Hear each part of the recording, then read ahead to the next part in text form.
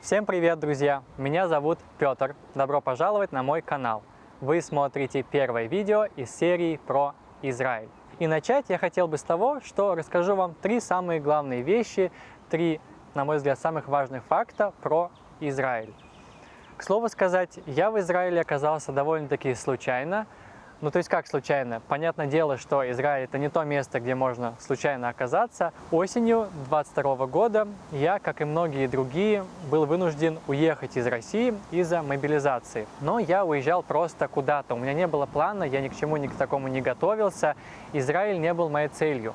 И только уже в пути, так скажем, оказалось действительно случайно. Мне очень повезло, что я мог поехать в Израиль и остаться здесь на долгое время. В итоге я приехал в Израиль, практически ничего не зная об этой необычной стране.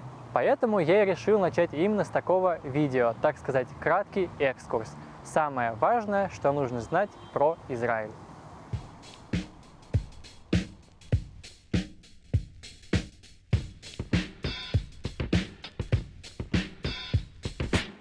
Первое – это безопасность.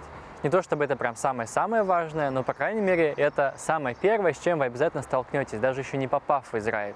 Я говорю про контроль в аэропорте, на границе. Из-за конфликта с Палестиной, из-за терактов на территории Израиля, безопасности в Израиле уделяется большое внимание. Поэтому, скорее всего, вас ждет такой допрос с пристрастием и, возможно, даже полный досмотр ручной клади и багажа. Особенно сейчас, когда новый наплыв, новая волна беженцев и мигрантов. Что же касается ситуации внутри Израиля, здесь как раз все наоборот.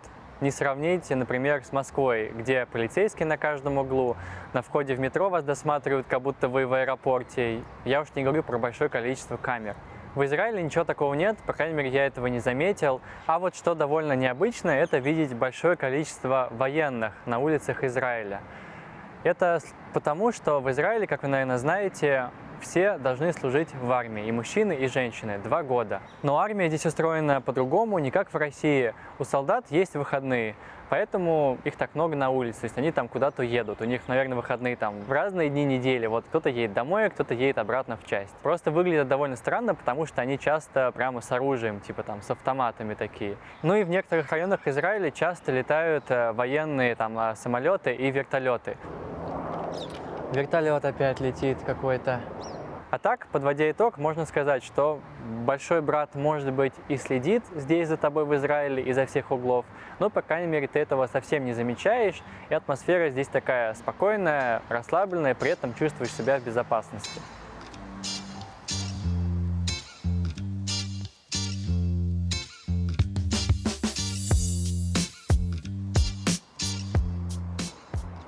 Второе, а по важности как раз может быть и первое, о чем нужно помнить, это то, что Израиль очень дорогая страна. Чтобы не быть голословным, давайте посмотрим, что пишут в интернете. Вот некий сайт No News по рейтингу 2022 года ставит Израиль на 7-е место, оставляя позади Сингапур, Австралию и даже Японию. Сайт GQ, это рейтинг 2020 года, здесь Израиль на 8-м месте, а Япония вон почему-то на 4-м. Россия, как видите, здесь занимает почетное 82-е место. Google ставит Израиль вообще на 3-е место, а на Yahoo Израиль на 6-м.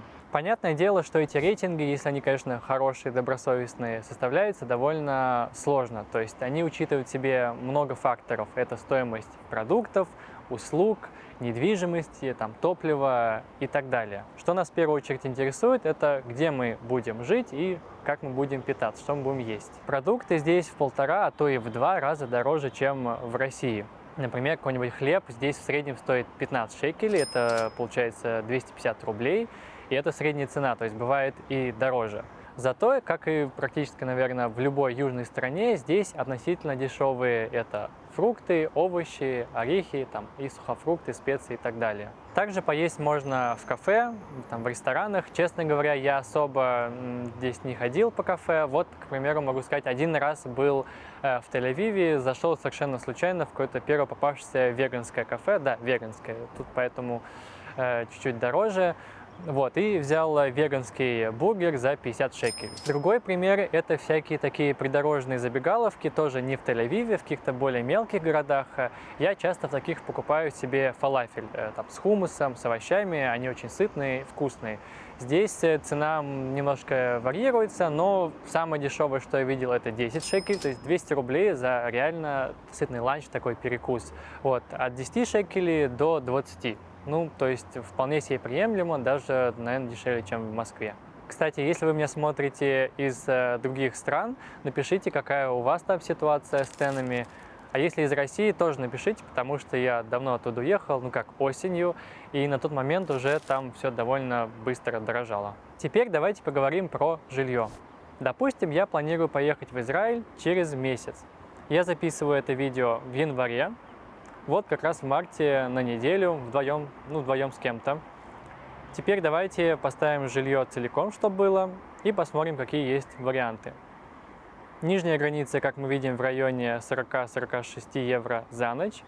Верхняя граница уходит в бесконечность. Давайте будем искать что-то бюджетное. Вот до 83 евро за ночь. Вот, кстати, мы видим сразу тут самые популярные города на первой странице. Например, Нетания. Это прибрежный город к северу от Тель-Авива, в районе 500 евро за неделю. А вот Ашдод, это, кстати, город, где я живу и записываю эти ролики. Считается, кстати, одним из самых дешевых на побережье, но он далеко от Тель-Авива. Тут у нас 700 евро за неделю. Ну, не дешево, зато море близко. Даже Тель-Авив есть, причем дешевле Ашдода. В общем, в районе 500 евро за неделю можно найти себе жилье спокойно. Если хотим дешевле, то нужно двигаться дальше от моря. Вот есть вариант за 374 евро, но видим, где он находится. Про финансы вроде бы все. Ну давайте быстренько еще про транспорт скажу. Значит, здесь в основном все передвигаются на автобусах, потому что поезда не везде есть и они дороже. На такси не ездил, не знаю, сколько стоит. А что касается автобусов, то минимальная стоимость проезда по городу это 5,5 шекелей, то есть чуть больше 100 рублей. И междугородние автобусы стоят минимум 12 шекелей, то есть 240 рублей примерно.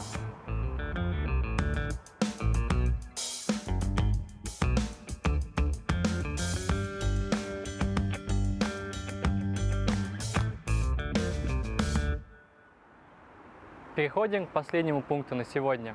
Третья особенность Израиля – это то, что здесь очень много кошек. Например, вот это все я снял как-то одним утром в радиусе 300 метров от дома, даже далеко ходить не пришлось. Но на самом деле я, конечно, хотел сказать о том, что Израиль – это очень религиозная страна. И здесь это как бы на государственном уровне, поэтому это влияет на каждого человека, будь то гражданин Израиля или просто турист. Самое главное религиозное правило, которое распространяется на все в Израиле и на всех, это шаббат. Когда я только собирался ехать в Израиль, я вступил в чат по релокации, и меня удивило то, что там многие спрашивают, а когда начинается шаббат, а когда он заканчивается. И я думал, что за глупость, ну понятное дело, что шаббат в субботу. Оказалось, что это не совсем так. Дело в том, что евреи живут по лунному календарю, и у них новый день начинается после заката солнца. Соответственно, и шаббат начинается в пятницу вечером и длится до заката в субботу. Но по факту это не совсем так происходит. На самом деле уже где-то после 2-3 часов дня в пятницу все закрывается, магазины, рестораны, кафе и так далее. И открывается все это уже только в воскресенье утром. Ну, за редким исключением. Как правило, в каждом городе есть какие-то магазины, которые работают все 7 дней в неделю, и даже можно найти там кафешки. Но, возможно, вам придется идти на другой конец города. А самое главное, что пока длится шаббат, не ходит никакой общественный транспорт. И вот представьте, вы, к примеру, прилетаете в Израиль в пятницу вечером, и вы уже не можете на общественном транспорте уехать из аэропорта. Вас должен кто-то либо встречать, либо придется разоряться на такси. И, естественно, такси именно в шаббат будет стоить гораздо дороже. Еще один феномен, который можно встретить, наверное, только в Израиле, он тоже связан с шаббатом, это так называемые шаббатные лифты. Да, они далеко не везде есть, довольно даже редко где их можно встретить, но, к примеру, я жил в таком доме, где был один шаббатный лифт, он там был единственный. Что такое шаббатные лифты? У евреев есть целый длинный подробный список того, чего нельзя делать, пока идет шаббат. Например, нельзя работать в шаббат и нельзя никого и ничто заставлять работать в шаббат. Поэтому, пока идет шаббат, например, нельзя включать свет. Если вам в каких-то комнатах, например, в туалете нужен свет в пятницу вечером или в субботу, вы включаете этот свет до наступления шаббата, и он горит все 24 часа. То же происходит с шаббатными лифтами.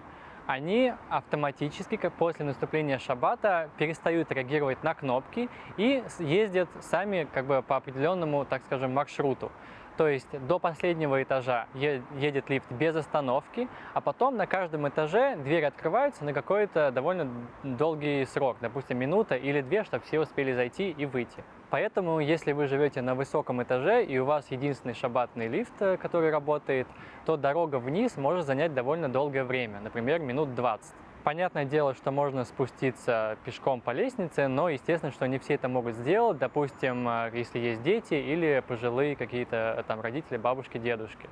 А, да, забыл сказать, что рабочая неделя в Израиле начинается в воскресенье. Воскресенье – это первый рабочий день в Израиле. И, например, в этом году 1 января выпал на воскресенье, и это был обычный рабочий день, никакого праздника, ничего такого, потому что евреи отмечают Новый год в другое время, по-моему, осенью. Это все, что... Ну, ребят, честно, но можно, пожалуйста, потише? Это все, что я вам хотел сегодня рассказать. Спасибо, что досмотрели до конца. Если вам видео понравилось, поставьте, пожалуйста, лайк. Также подпишитесь на мой канал и напишите комментарий. Расскажите, как вам такое видео и что вы хотите увидеть в следующий раз. Мой канал совсем новый, это первое видео на нем. Я буду очень рад вашей поддержке. Ну что, до встречи в следующих видео.